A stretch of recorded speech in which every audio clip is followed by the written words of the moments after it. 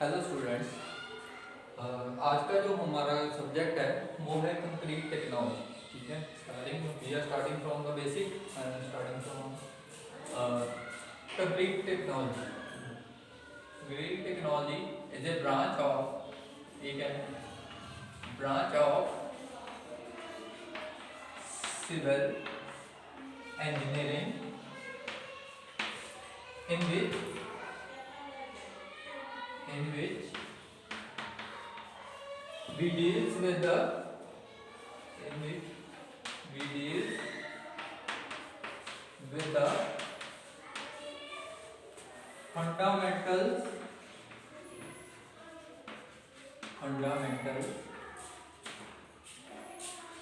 principles of fundamental principles of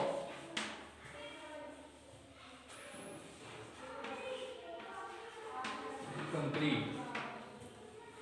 ठीक है, तो फंडामेंटल हमने क्या लिखा? Fundamental principles. Fundamental principles means कि जो हम कंक्रीट बना रहे हैं वो उसकी प्रॉपर्टीज क्या है।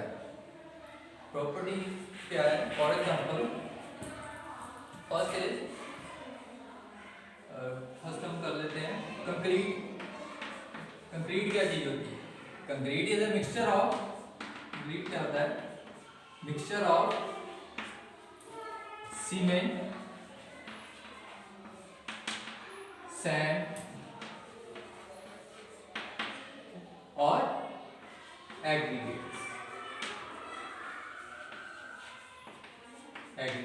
कोई भी हम स्ट्रक्चर बनाते हैं, कंक्रीट स्ट्रक्चर लाइक तो फ्लोर हो गया, स्लैब हो गया, कोई भी मास स्ट्रक्चर हो गया, जैसे डैम हो गया, ठीक है, रिटेनिंग वॉल हो गया, उसमें हम क्या यूज करते हैं? कंक्रीट। कंक्रीट हो गया। उसके बाद नेक्स्ट होता है आपका mortar.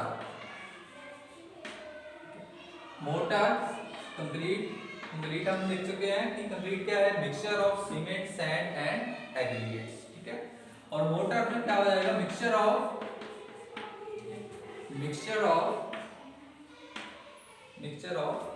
Sand, cement and sand, cement and sand. Third होता है आपका मैट्रिक्स।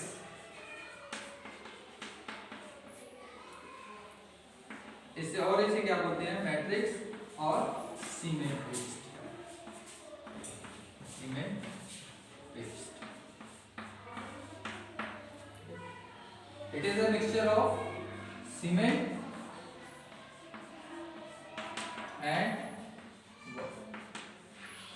तो तीनों में कर चुके हैं कि फर्स्ट क्या होता है? Concrete. Concrete is a mixture of cement, sand and aggregates. ठीक है, सेकंड है हमारे पास मोर्टार। मोर्टार क्या होता है? Mixture of cement and sand.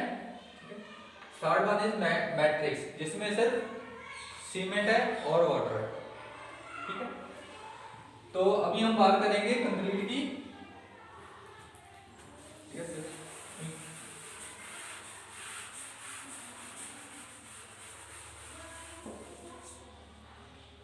First हमने लिखा कि सीमेंट। जो जनरल कंस्ट्रक्शन के लिए, जनरल बिल्डिंग कंस्ट्रक्शन के लिए जो सीमेंट यूज होता है वो होता है हमारे पास ओपीसी। ओपीसी मींस ऑर्डिनरी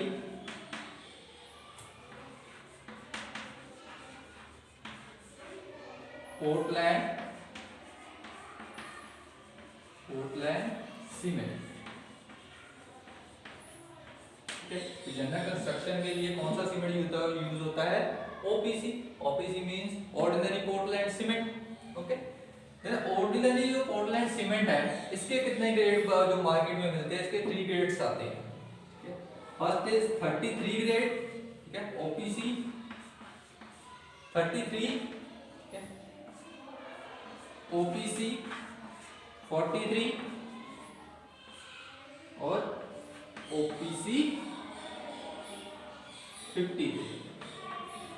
ठीक है, जब भी आप कोई सीमेंट का बैग जो मार्केट में मिलता है उसके देखोगे तो वहां पे लिखा होता है कि ये कौन से ग्रेड का सीमेंट है। ठीक है, OPC 33 है, OPC 43 है, OPC 53 है। ठीक है, ये इसकी डिफरेंट डिफरेंट अपनी अपनी प्रॉपर्टीज होती है। तो जनरल जो हम नॉर्मल यूज करते हैं वो कितना होता है, OPC 40।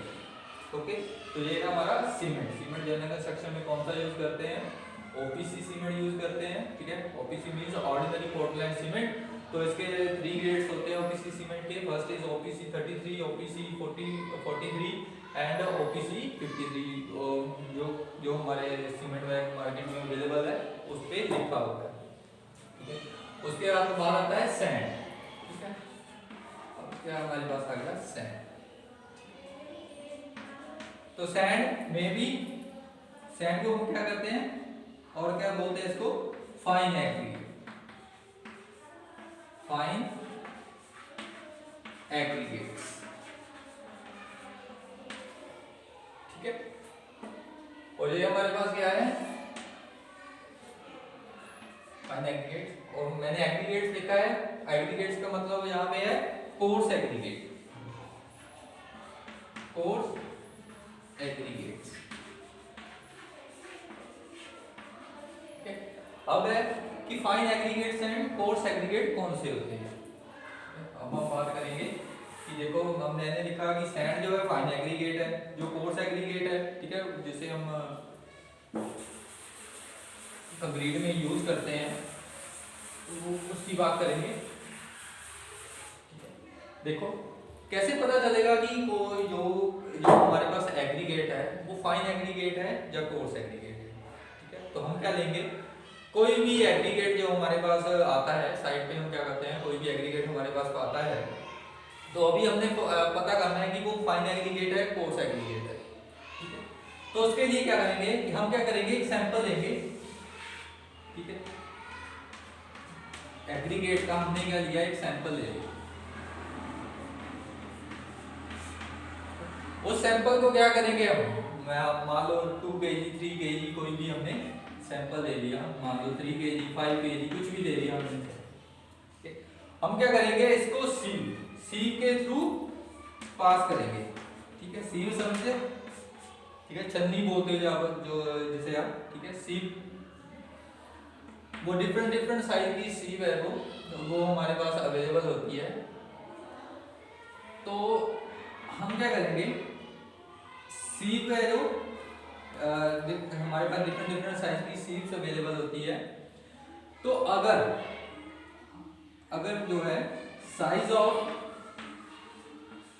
एग्रीगेट्स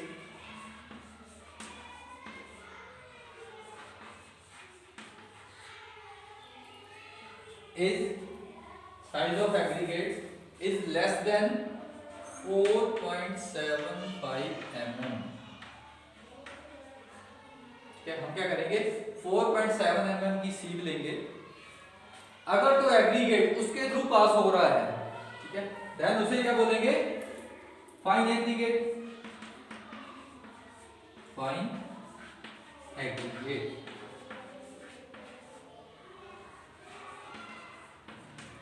ठीक है, अगर जो भी 4.75 mm की सीव है उसके ऊपर रिटेन रहेगा। रिटेन का मतलब क्या होता है, उसको रोकना। ठीक है, जो भी एग्रीगेट उसके थ्रू पास हो जाएंगे, ठीक है, वो हो जाएंगे फाइन एग्रीगेट, और जो उसके ऊपर रिटेन हो जाएंगे वो क्या हो जाएंगे, कोर्स एग्रीगेट। कोर्स एग्रीगेट कौन से होते हैं, having size is greater than और इक्वल टू, ठीक है, जो हमारी सीव होती है, ठीक है, उसका साइज हम कैसे होता है, ऐसे, ठीक है, छन्नी टाइप होती है। तो उसका जो एक ओपनिंग है, उसका साइज कितना होगा, ये किस फॉर्म में होगा, स्क्वायर की फॉर्म में। जो ओपनिंग है वो किस फॉर्म में होगी, स्क्वायर की फॉर्म में। तो स्क्वायर की फॉर्म में मीन अगर मैं बात करूं 4.75 mm की, ठीक है, तो 4.75 mm इंटू 4.7 mm का ये क्या होगा, स्क्वायर होगा। अगर उसके थ्रू पास हो रहा है देन फाइन एग्रीगेट। अगर देखो साइज ऑफ एग्रीगेट बिल्कुल इस साइज के बराबर भी आ गया, इक्वल टू भी आ गया, देन उसके थ्रू रिटेन नहीं होगा। इसीलिए मैंने लिखा कि ग्रेटर देन और इक्वल टू, ठीक है, ग्रेटर देन इक्वल टू आ रहा है उसे क्या मैं बोलूंगा कोर्स एग्रीगेट, ठीक है, क्लियर है। Fine aggregate and coarse aggregate, देखो फाइन एग्रीगेट्स का पूरा चैप्टर है, ठीक है, वो डिटेल में डिस्कस वहां पे करेंगे। तो फिलहाल के लिए इतना याद रखो कि जो एग्रीगेट का साइज है वो अगर लेस देन 4.75 mm है तो उसे क्या बोलेंगे फाइन एग्रीगेट, अगर उसका साइज है वो ग्रेटर देन 4.75 mm है, देन उसे क्या बोलेंगे कोर्स एग्रीगेट, क्लियर है, ठीक है। तो नेक्स्ट चलते हैं,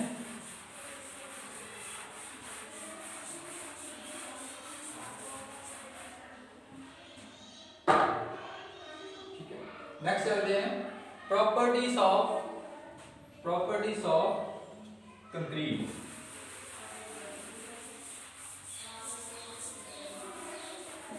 प्रॉपर्टीज ऑफ कंक्रीट,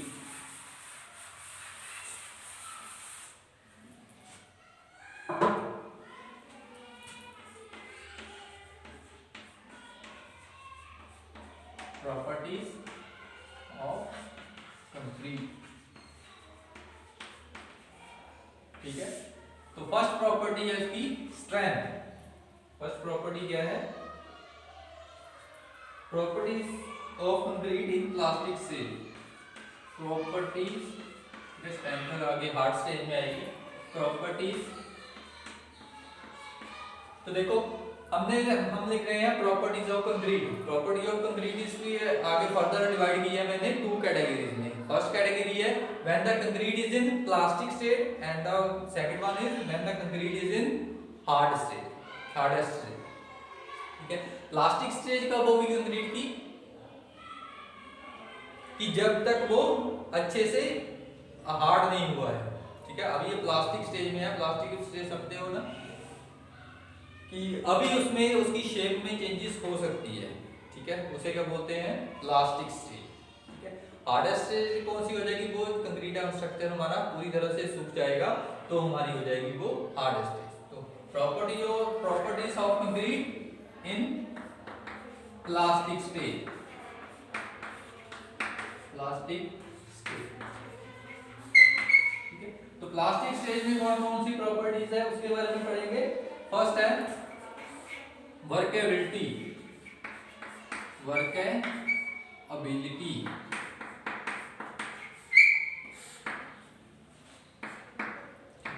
वर्केबिलिटी का आप एक्सपेरिमेंट भी करोगे, लेकिन थोड़ा सा मैं बता देता हूँ यहाँ पे वर्केबिलिटी क्या चीज होती है कंक्रीट की।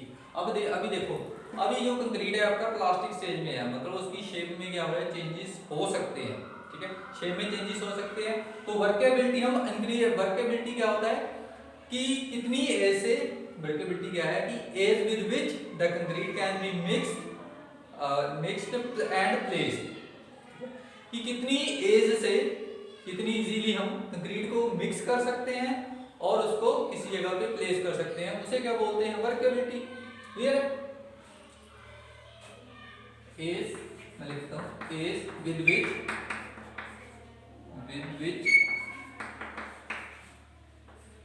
The concrete can be mixed transport, ठीक है, ट्रांसपोर्ट मतलब कि जिस भी जगह पे हमने उसको पहुंचाना है, ठीक है, जिस भी जगह पे प्लेस करना है, and place the ease with which the concrete can be mixed transport and placed, उसे क्या बोलते हैं is known as workability of concrete. अब देखो workability of concrete may be increased, अब हम बात करेंगे कि वर्केबिलिटी कैसे कैसे इंक्रीज कर सकते हैं, ठीक है। ऑब्वियसली देखो वर्केबिलिटी जो है मैं यहाँ पे लिख लूंगा, वर्केबिलिटी हम इंक्रीज कर सकते हैं, ठीक है, साइन इंक्रीज कर सकते हैं, कैसे इंक्रीज कर सकते हैं, वाटर को इंक्रीज करके, कि वर्केबिलिटी कैसे इंक्रीज कर सकते हैं, वाटर को इंक्रीज करके, ठीक है।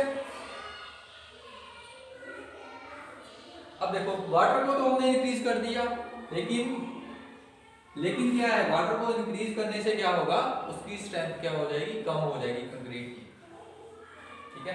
वाटर की स्ट्रेंथ क्या हो जाएगी, डिक्रीज हो जाएगी, ठीक है। विद जैसे ही हम वाटर को इंक्रीज करते हैं, देखो मैंने वाटर को इंक्रीज किया तो जो स्ट्रेंथ है, स्ट्रेंथ ऑफ कंक्रीट है, स्ट्रेंथ ऑफ कंक्रीट क्या हो रही है, स्ट्रेंथ ऑफ कंक्रीट क्या हो रही है, डिक्रीज हो रही है। अब डिक्रीज हो रही है, कैसे हो रही है, अब पहले मैंने कहा कि वर्केबिलिटी इंक्रीज हो रही है, इसकी बात कर लेते हैं, उसके बाद फिर water with the increase of water strength पे क्या इफेक्ट होता है वो देख लेते हैं। फर्स्ट मैंने लिखा कि वर्केबिलिटी इंक्रीज होती है with the increase in water, ठीक है।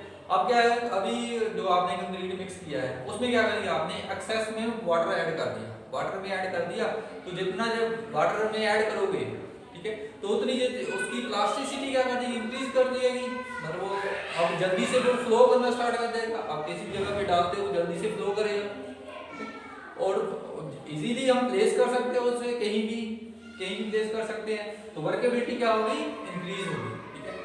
लेकिन जैसे ही आपने वाटर को इंक्रीज किया, उसकी स्ट्रेंथ क्या हो जाएगी, डिक्रीज हो जाएगी, ठीक है, स्ट्रेंथ डिक्रीज हो जाएगी। स्ट्रेंथ कैसे डिक्रीज होगी, इसको थोड़ा देखते हैं।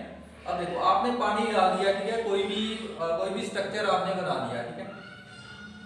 अब जो पानी डाला है वो डाला है एक्सेस में, एक्सेस में मतलब क्या है, एक्सेस में वाटर का मतलब क्या है कि जितना क्वांटिटी ऑफ वाटर उसको उसकी हीट ऑफ हाइड्रेशन के लिए, हीट ऑफ हाइड्रेशन के लिए मतलब उसकी केमिकल सीमेंट की केमिकल रिएक्शन के लिए जो जितना भी रिक्वायर्ड है, ठीक है, तो जितना भी पानी रिक्वायर्ड है उससे ज्यादा डाल दिया हमने, उससे ज्यादा डाल दिया, मतलब वो जितना वो केमिकल रिएक्शन के लिए पानी की उसको रिक्वायरमेंट है वो उतना यूज कर लेगा, जो एक्सेस वाटर है वो ऐसे ही एज इट इज कंक्रीट में रह जाएगा, एज इट इज कंक्रीट में रह जाएगा। उससे क्या होगा कि जो पानी है वो क्या होगा, उसके जब भी वो उसमें हीट प्रोड्यूस होगी तो क्या होगा, पानी की वेपराइजेशन हो जाएगी, वेपराइजेशन हो जाएगी तो क्या हो जाएगा, जहाँ जहाँ पे भी पानी है वहां पे वर्ड्स रह जाएंगे, वर्ड्स रह जाएंगे, मतलब जो स्ट्रेंथ है उसकी, देखो कंक्रीट की स्ट्रेंथ क्या हो जाएगी, कि वीक हो जाएगी ऑब्वियसली। तभी मैंने लिखा कि water with the increase in water strength of concrete क्या हो रही है, डिक्रीज हो रही है, ये क्लियर है। और स्ट्रेंथ बढ़ेगी कैसे, इसकी स्ट्रेंथ ऑफ कंक्रीट कैसे बढ़ेगी, कि अगर देखो हम क्या करते हैं, कंक्रीट बनाने के लिए हम क्या करते हैं कि सीमेंट, कंक्रीट क्या होता है, सीमेंट रेशियो सैंड को आप फाइन एग्रीगेट बोल सकते हो, और एग्रीगेट को जो मैंने लिखा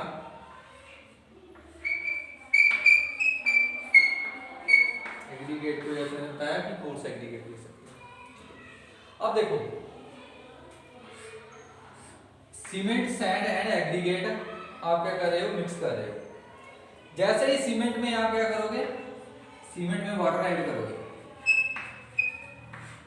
इसकी केमिकल रिएक्शन स्टार्ट हो जाएगी। सीमेंट क्या है, यहाँ पे बाइंडिंग मटेरियल है।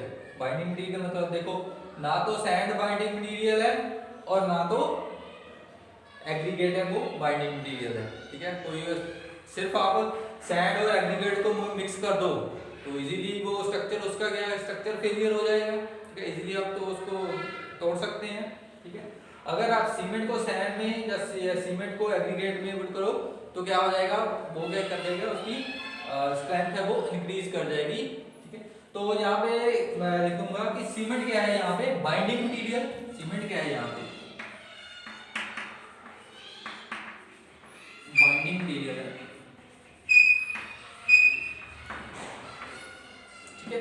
बाइंडिंग मटेरियल मतलब जो इसको है वो उसकी कोहेजन को इंक्रीज करता है, बॉन्ड स्ट्रेंथ को इंक्रीज करता है जब भी हम सीमेंट सैंड में या एग्रीगेट में ऐड करते हैं, ठीक है।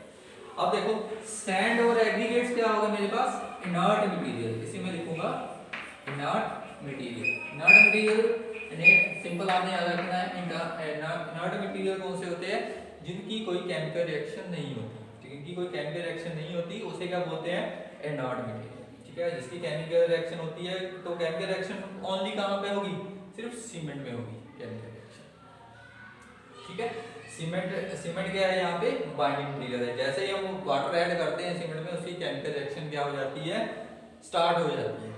ठीक है, केमिकल रिएक्शन स्टार्ट हो जाती है और उसके जब भी वाटर ऐड करते हैं केमिकल रिएक्शन जैसे ही स्टार्ट होती है तो उसमें क्या होता है? हीट ऑफ हाइड्रेशन होती है। मतलब हीट ऑफ हाइड्रेशन का मतलब क्या है कि केमिकल रिएक्शन होने से क्या होता है? हीट प्रोड्यूस होती है।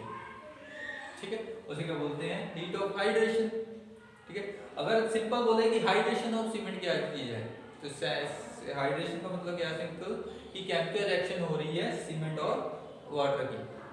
ठीक है, आई होप कि आपको पता चल गया होगा कि वर्केबिलिटी क्या चीज है। ठीक है, तो फर्स्ट प्रॉपर्टी थी प्लास्टिक स्टेज में इसकी वर्केबिलिटी।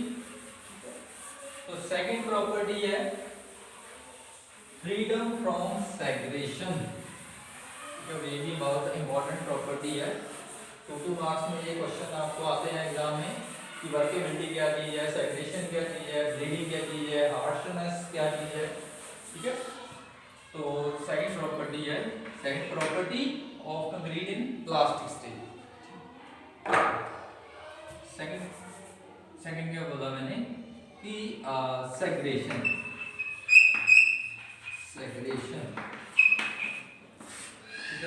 सेकंड प्रॉपर्टी है जो प्लास्टिक स्टेज वो क्या है? सेग्रेगेशन। अब सेग्रेगेशन का जरा मीनिंग समझते हैं। सेग्रेगेशन क्या चीज है? सेग्रेगेशन का मतलब होता है कि separation of coarse aggregate from the concrete. उसे क्या बोलते हैं? सेग्रेगेशन। कि अगर उसमें जो कोर्स एग्रीगेट है, ठीक है, सैंड क्या है? Fine aggregate. जो कोर्स एग्रीगेट है वो क्या हो रहे हैं? सेपरेट हो रहे हैं, उसे क्या बोलते हैं? सेग्रेगेशन। तो यहाँ पे जो अब बताओ कि जो हमारा कंक्रीट है उसमें सेग्रेगेशन होनी चाहिए या नहीं होनी चाहिए? बिल्कुल नहीं होनी चाहिए। क्यों नहीं होनी चाहिए? क्योंकि मैं पहले से ही बोल सकता हूँ कि सेग्रेगेशन क्या चीज है? Separation of, segregation means separation of coarser aggregates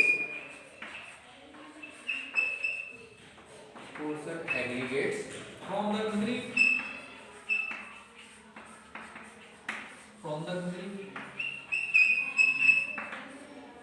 ठीक है। तो कंक्रीट मैं लिख दूंगा यहाँ पे, कंक्रीट शुड बी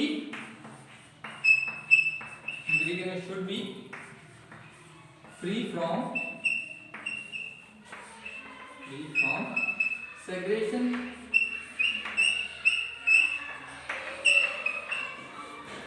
ठीक है, जो हमारा कंक्रीट है वो फ्री फ्रॉम सेग्रेगेशन होना चाहिए। क्यों होना चाहिए? क्योंकि सेग्रेगेशन क्या होता है? सेग्रेगेशन होता है कोर्स एग्रीगेट को, जो कोर्स एग्रीगेट है वो क्या हो रहे हैं? अलग हो रहे हैं। ठीक है, ये सेपरेशन समझ में आ गया क्या चीज है? सेग्रेगेशन क्या चीज है? कि separation of coarse aggregate from the concrete, उसे क्या बोलते हैं हम? सेग्रेगेशन। ठीक है, और concrete should be free from segregation. Next है हमारा, नेक्स्ट प्रॉपर्टी है ब्लीडिंग।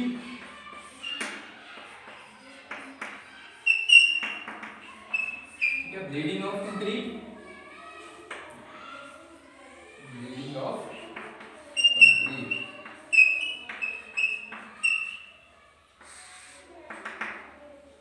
अब समझने की कोशिश करते हैं ब्लीडिंग क्या चीज है, कंक्रीट में ब्लीडिंग क्या चीज है।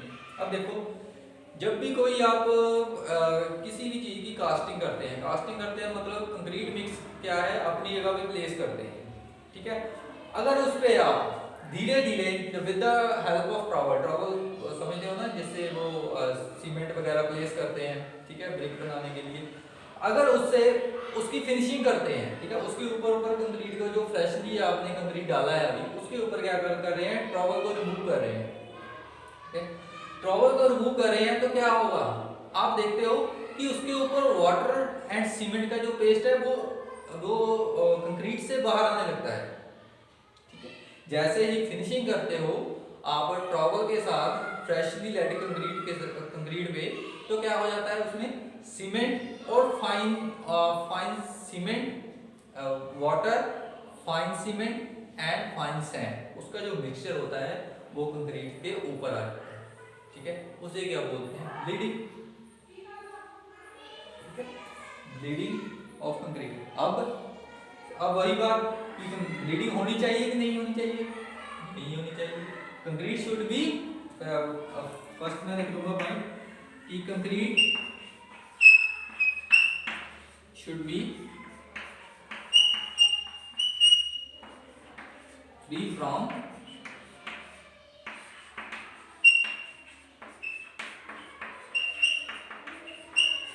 Concrete should be free from bleeding. Clear? कि ब्लीडिंग ऑफ कंक्रीट का मतलब लिख देता हूं,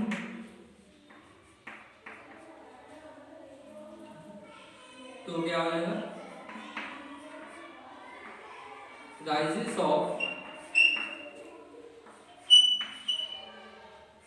water cement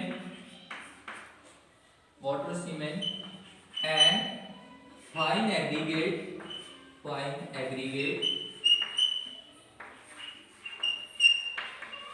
mixture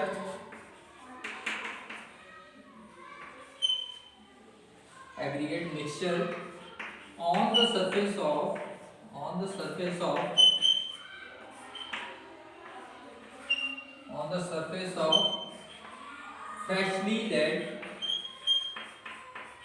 freshly laid concrete when, कब आता है, when finishing is done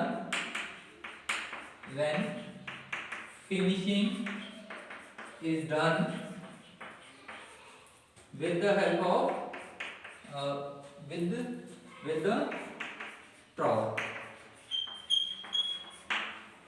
ठीक है, क्लियर है कि जो राइजेस लिख सकते हो, या आप बोल सकते हो कि कम्स आउट, ठीक है, comes out of water cement and fine aggregates mixture on the surface of freshly laid concrete when finishing is done with the trowel, ठीक है, जब भी आप ट्रॉवल के साथ उसकी फिनिशिंग करते हो फ्रेशली लेड कंक्रीट की, तो जो उसमें एक्सेस वाटर है, सीमेंट है, जब फाइन एग्रीगेट है, उसका मिक्सचर क्या आ जाता है, बाहर आ जाता है, और उसे क्या बोलते हैं, ब्लीडिंग ऑफ कंक्रीट। क्लियर? अब करते हैं इसके बाद प्रिवेंशन फ्रॉम हार्शनेस। अब नेक्स्ट प्रॉपर्टी है हमारी हार्शनेस।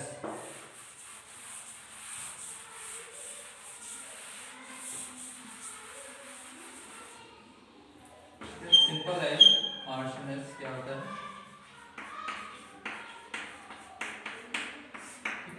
हार्शनेस का मतलब ये है कि जैसे ही आपने कंक्रीट प्लेस किया, ठीक है, उसकी आप अच्छे से फिनिशिंग नहीं कर पा रहे, मतलब कि फिनिशिंग कर रहे हैं आप, लेकिन हम फिनिशिंग करने के बाद हमें स्मूथ सरफेस है वो नहीं मिल रहा, उसे क्या बोलते हैं, हार्शनेस। हार्शनेस का मतलब क्या है कि जब भी आप उसकी फिनिशिंग करते हैं with the help of trowel या अदर ऑपरेटर्स, देन हमारे पास क्या है, वो हमारे पास जो फिनिशिंग सरफेस है वो हमें स्मूथ नहीं मिल रहा, उसे क्या बोलेंगे, हार्शनेस। ठीक है, तो ये भी यहाँ पे भी लिख सकते हैं, it should be free from, concrete should be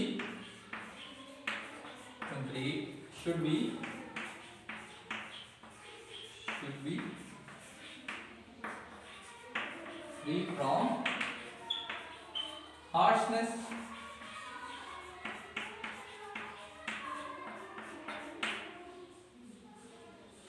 ठीक है, तो हार्शनेस क्या है, uneven surface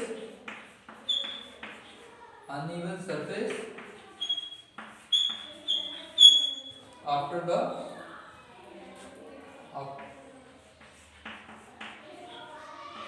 the finishing of after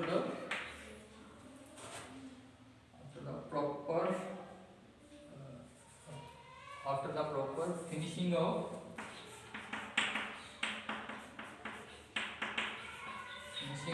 surface, कि हमें क्या हो रहा है, अनइवन सरफेस मिल रहा है। कब मिल रहा है, जब हम उसकी जो फिनिशिंग प्रॉपर फिनिशिंग करने के बाद भी हमें अनइवन सरफेस मिल रहा है, उसी को बोलते हैं harshness. And concrete should be free from harshness. तो ये था हमारे प्लास्टिक स्टेज में प्रॉपर्टीज। तो मिलते हैं नेक्स्ट लेक्चर में, इसकी आगे जो प्रॉपर्टी है उसके बारे में डिस्कस करेंगे उसमें। ठीक है, थैंक यू।